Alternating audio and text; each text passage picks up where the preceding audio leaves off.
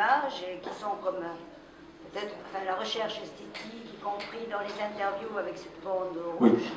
Enfin, il y a tout le temps de très magnifiques Bah, images qui sont justement presque inattendues dans ce genre de documentaire et qui sont comme un antidote aussi à l'horreur qui va suivre. Enfin, oui, ça part de l'idée que, ça part de l'idée qui est un petit peu exprimée dans le film, c'est que si vous vous exprimez d'une façon qui est un peu différente et un peu nouvelle, ce que vous voulez dire, peut-être qu'il y a la possibilité que ça va passer mieux.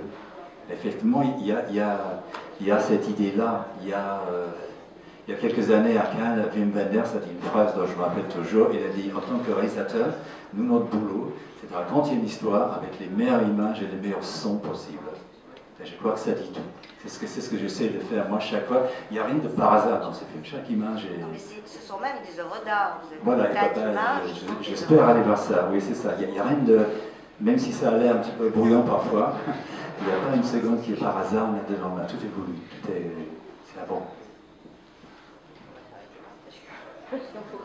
Bon. J'ai peut-être encore Francis, j'ai peut-être une dernière question. Tu Voilà, bien sûr. Il me semble que vous avez été quand même... c'est un sujet qui vous préoccupe, qui compte pour vous. Oui, non, mais ça c'est vraiment effectivement une longue histoire. Il y a une histoire qui est ébauchée dans le film, qui est l'histoire de mon oncle. C'est ça. Oncle, c'est ça qui est génial, parce que moi je m'intéressais jamais à ça, la généalogie, les recherches de mes ancêtres, parce que tout simplement, mes parents m'en parlaient pas. Et en préparant le film, donc je savais que j'avais un oncle qui était mort à la guerre. Ce que je ne savais pas, c'était que, voilà, ça c'est un peu l'histoire personnelle, mais que dans ma famille, ma grand-mère avait 11 enfants, dont mon père était le dernier, et celui qui est mort à la guerre était un des premiers. Je crois qu'il y avait 30 ans de différence entre le premier enfant ou 28 ans le deuxième enfant. Ce qui fait que moi j'avais donc un oncle qui était né au 19e siècle, qui était né en 1890. Il avait 25 ans en 14, donc il est né en 1890. Et mon père lui-même, lui, il était né en 1915. Donc il y avait toute cette énorme différence. Donc moi j'ai découvert des choses. Donc effectivement, je voulais absolument savoir. Tout ce que j'ai réussi à savoir, c'est qu'il y a effectivement un George Aiken, qui était mon oncle, dont le nom est inscrit. Non, il y en a deux. C'est ça le problème. Exactement le même nom.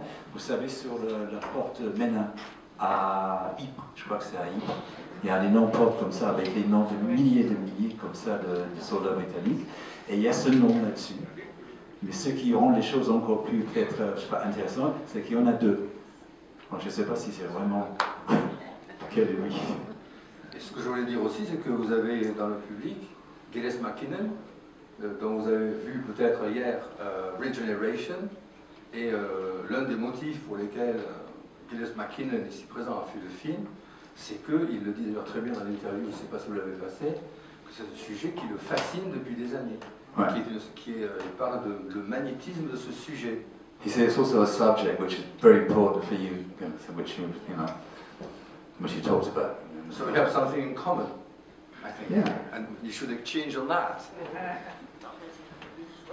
But not now, I think. We don't want to go to... We'll carry on during lunchtime.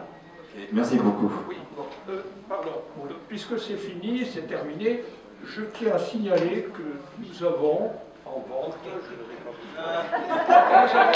merci. Nous avons en vente le DVD.